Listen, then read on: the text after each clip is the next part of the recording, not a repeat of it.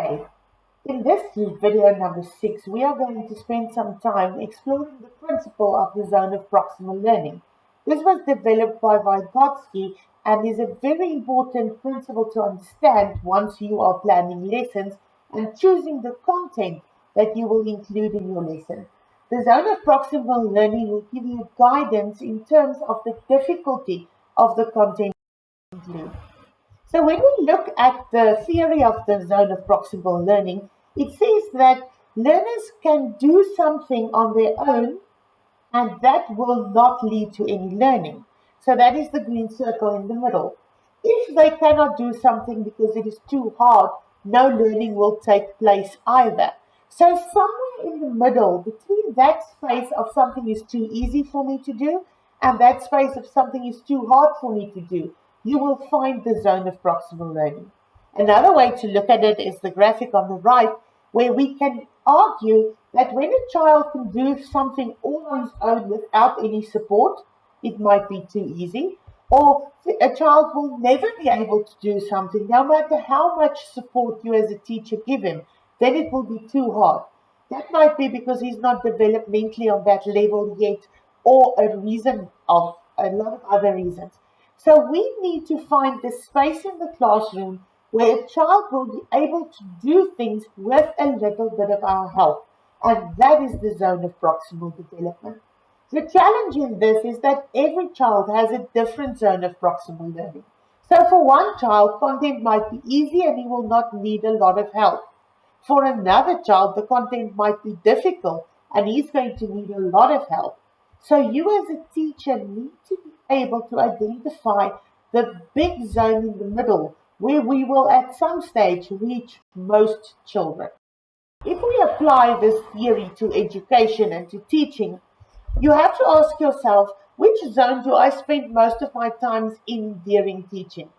And if you look at the blue circle in the middle called the comfort zone, that is where our students and our learners are unchallenged, they are bored, it's comfortable, it's easy, it's 2 plus 2 is 4. They can do it from muscle memory, they can do it by heart, they do not need to put in any effort to do it.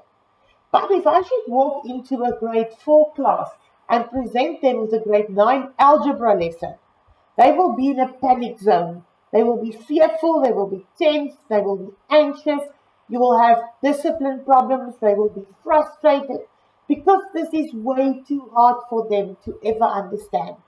So as a teacher, we need to find the yellow zone. We need to create that exhilarating feeling, that feeling of anticipation and excitement. We need to create a safe space where the learners are prepared to risk. They are prepared to answer a question even though they are not quite sure of the answer.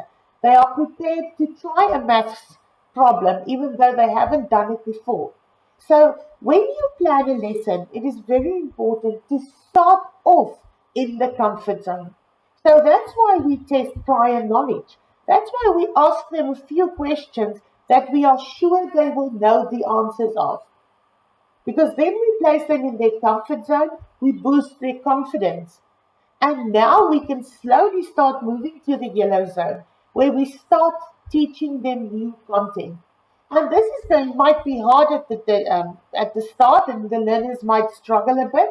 But if they have enough confidence, and if you make them feel safe enough, they will risk trying to understand this new material, and they will capture it. And the moment that they understand it and they internalize it, it becomes part of the blue zone. They move back into their comfort zone.